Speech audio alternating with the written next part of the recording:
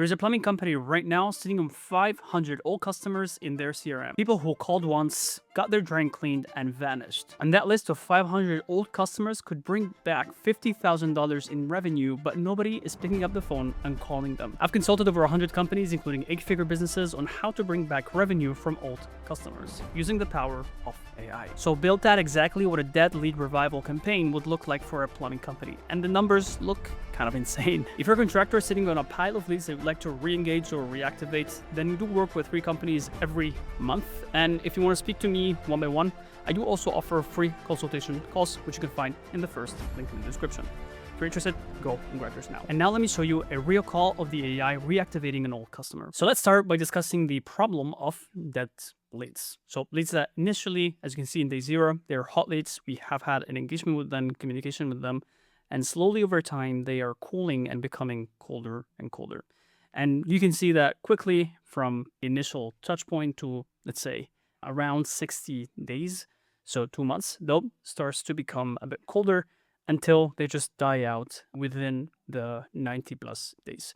And on average, the, let's say, most common contractor company or plumbing company in this case would have in their database around 500 to 2,000 dead leads just sitting in their CRM.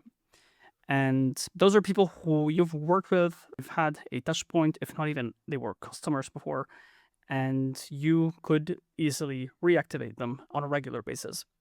And that is where the technology of AI really shines in, because you can imagine that it's quite a laborious process to keep on calling and having touch point with anyone who has contacted us in the past. So you would need to basically constantly re-engage with your database on a regular basis, which is quite inefficient. And that is where the idea of AI come in. So if we were to look at humans, of course, humans on a good day, they could do 50 calls on a day maximum, whereas an AI caller, for example, doesn't really care on how many calls we had, as long as we have contacts, we have the phone numbers, we have everything properly recorded, we're just able to call as many people as we want. So for example, if we have 500 people, like in this case, then we're able to basically call them all on basically a single day. And of course, a human just has a limited amount of time, whereas here we can run them all around the clock. So it's clear that especially when it comes to things that are very, very repetitive, that require, let's say, us to, on a regular basis, take certain actions, AI is clearly a perfect winner, and it's also a very good use case, specifically for something like reactivating old leads and making sure that they keep being engaged, because we're able to track everything properly in the CRM so that we know when was the last touch point and make sure that, for example, in the next 2 weeks, for example, we will maybe message them again with an SMS if they haven't responded, or give them another ring. So we're able to keep re-engaging with the same audience. And if we do some math here, so for example, if we have 500 dead leads in our CRM, and let's say in one day we just called everyone, we're just blasting, what we can do, we can imagine that 62 people will be reached. So whether, that is from the initial call, or that's from a follow-up call or an SMS or some sort of, you don't only want to call people once, because most of the times people will not respond on the first ring. You want to also have automations that allow you to send SMSs. So, hey, we tried to reach you out, but we couldn't really find you. So we will probably call you back soon. You just call them again. If they respond, you maybe send them an email. So you're trying to create touch points. And of course, not everyone is going to respond. Not everyone is going to react. But let's say that 62% is taking us seriously here. We can see that then from there, maybe 8% to 12% of people will actually book an appointment with us. And this is very normal. Actually, given that we're starting from 500 people who were dead, it's very expected to have these sort of numbers. But let's say that 47% actually booked with us and that the average job is sitting around $500. Then we can see that just from a day, of course, of AI calling everyone, we could potentially recover $23,500 in revenue.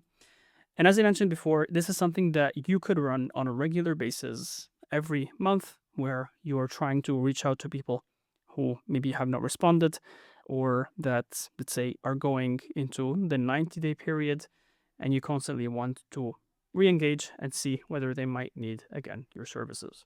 And now let's speak quickly about the system architecture. How does this actually work? What does this actually look like? So what everything starts from is a database. So in this case, I'm just pointing or referencing Airtable, but for a contractor business, that can be Service Titan, House Call Pro, Jobber, whatever CRM it is.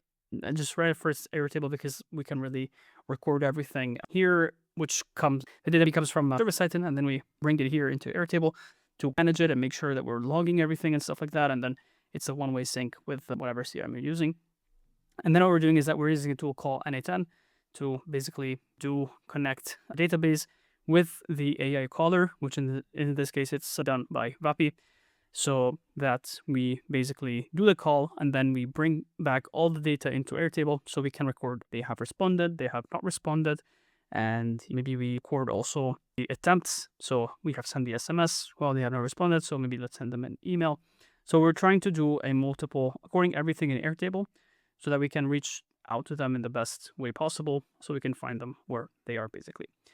And what you can kind of imagine is that call could be like, hey, name, this is Sarah from whatever company.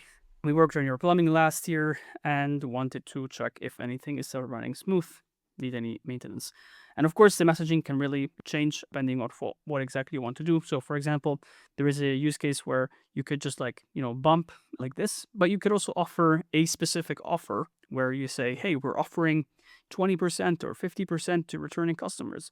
Would you be interested? And they might have actually a problem in their whatever plumbing situation they have, and they might say, hey, yes, we actually are. So they might take you on that offer. And of course, as I mentioned before, not everyone is going to respond. So you want to have automated outcomes. So that means that, for example, if they respond, yes, we are interested, and you basically book an appointment, maybe they're not interested right now. So they will take the call and they will say, hey, no, not now. So what you do is just you tag every, let's say, call that comes in, and you say, we will basically follow up with you in 30 days. Of course, you don't tell them, but you're basically logging that into your CRM. Maybe it's a wrong number. So what you do is that you remove that number. If it's no answer, as I was mentioning before, you're basically retrying maybe 2 or 3 times as much as you want, really, over the next 48 hours, for example. And if it's a voicemail, what it can do, it's basically leave a message and potentially a way to reach us back, whether that's a link or that's maybe a phone number that you attach right there. And that, of course, goes beyond plumbing. So that could, of course, go into any trade business, any business in general, right? As long as they have a CRM, a way to record the last contact or information about a specific customer, then we're able to basically offer them any offer, or just if the change of season, then we maybe want to tell them for HVAC about specific maintenance if summer is coming up. Same for roofing. In autumn, maybe it's interesting to do a cleanup. So there's different offers and different angles that you can play with around the year. So you never, let's say, run out of potential, let's say, angles and offers to basically pitch to these old customers. So those can become basically a regular source of revenue that you run through every, let's say, on a regular basis. So you can see how this can be really, really powerful, especially by using AI tools that are able to log everything properly and systematically do the outreach and the, let's say, offering for you. Again, if you're interested to see how could this actually look into your business, I do remind you that I offer the free consultation calls, which you can find in the top link in the description. And if you're interested to see how we built a membership reactivation systems to one of our HVAC customers, then I do see you in this video right here. See you there.